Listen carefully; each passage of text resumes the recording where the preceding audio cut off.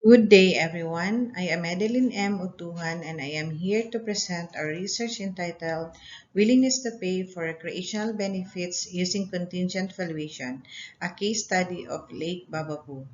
This is a group research of me, Shiela May Ancla, Eva Rellon, Joryne May Aying, Glynis Irene Buot, and Marialie Enecio. Contingent valuation is a stated preference method that can elicit willingness to pay to measure both use and unused values of recreational resources and is considered a popular approach for measuring the demand for recreational resources with public good elements. In the absence of local government funds, willingness to pay for recreational benefits can be a basis for identifying potential sources of sustainable financing. Although the current capacity of finance conservation efforts in Lake Bababu by charging appropriate visitor user fees may be limited, economic valuation provides the necessary initial step in giving value to Lake Bababu's resources so their use can be sustainable. Dinagat Island is endowed with natural tourist attractions and has outstanding tourism destination which includes beaches, islets, lakes, resorts, and other natural beauties. As of December 2018, the province has 19 emerging and potential tourist attractions. Many describe the Dinagat Islands as a hidden gem of Caraga. Some professional divers were able to navigate the channel from the lake to the sea. Because of its enchanting characteristics, a team of dive experts who were able to explore and traverse the underwater cave tunnel that connects the lake to the sea and pro- wants to help protect the area and develop it responsibly into an ecotourism destination, not only for the cave diving but also for bird watching, kayaking, and other sustainable outdoor activities. To be able to pursue this protection and conservation initiatives, the monetary equivalent is needed to sustainably develop it. Currently, the lake has been jointly managed by the private owner of the land and the LGU of Basilisa with an entrance fee of 30 pesos per tourist. This amount cannot suffice to provide additional facilities, amenities, especially environmental protection related initiatives that could allure more tourists to visit the area. There is a need to increase and collect fee to give more emphasis and support to environmental preservation and protection. Thus, this study aimed to determine the economic value of the Lake Bababu through tourist willingness to pay. The province of Dinagat Island is one of the provinces of Caraga Region and is located on the south side of Leyte Gulf.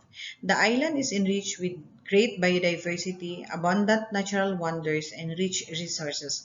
Among the municipalities, Basilisa has the highest number of tourist attractions with 19 tourist sites that comprise 20% of the total tourism destination in the province. One of the most noted destinations is the Lake Bababu, as seen in the figure 1 below.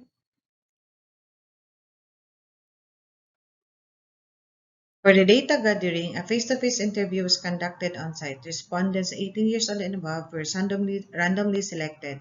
The questionnaire that was administered was structured such that a scenario was initially presented to describe the plan of possibly increasing the entrance fee for the preservation and protection of the lake. The questionnaire also included the socio-demographic profile of the respondents to provide a description of the characteristics of the surveyed population. These are the gender, age, marital status, monthly income, employment status, educational attainment, and membership to civic and environmental organization. The dichotomous iterative choice approach was used to elicit information about the respondents' willingness to pay.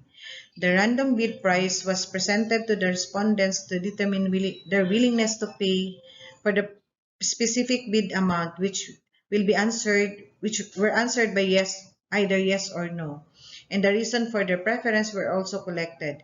It becomes iterative because it was followed by a series of questions to narrow down the pay price range.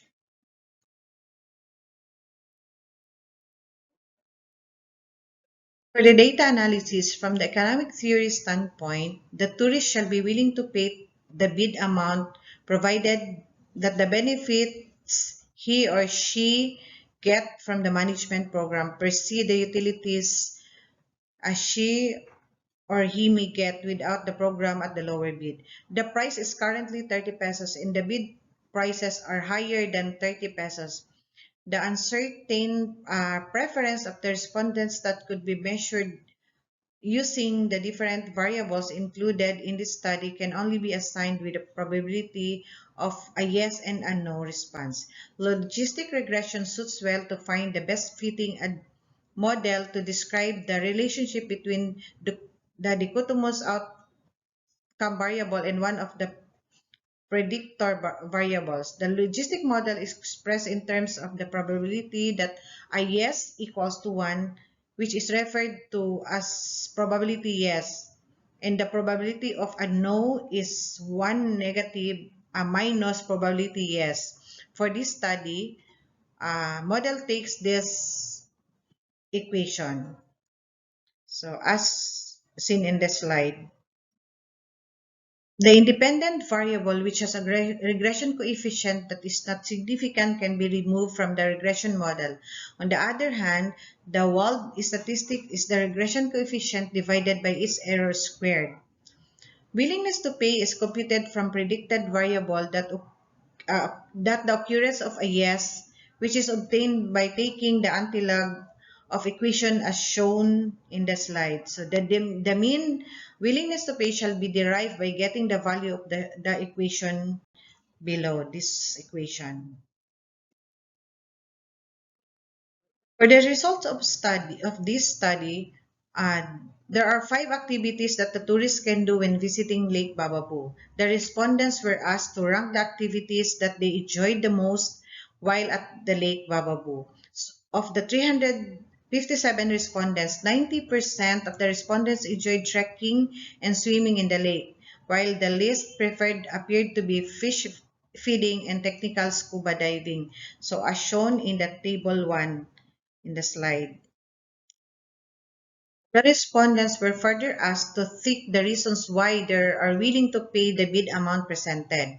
It appeared that 67% of the respondents have the intention to support the preservation of the cultural and natural values of the lake, together with the need to support the protection and of the undisturbed nature of the lake, while 66.4% wanted to support the provision of recreation services offered by the lake to everyone.